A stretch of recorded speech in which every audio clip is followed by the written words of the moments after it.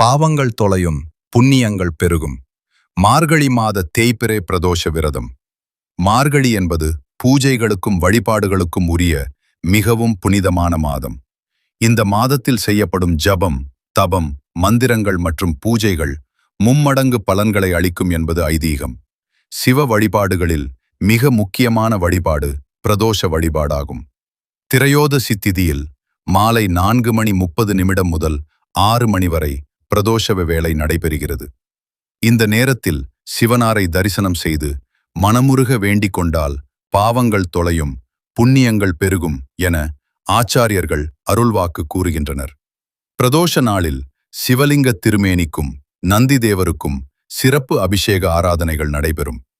மார்கழி பிரதோஷன நாளில் விரதம் இருந்து அருகிலுள்ள சிவாலயத்திற்குச் சென்று நமசிவாய மந்திரம் ஜபித்து சிவனாரை வழிபடுங்கள்.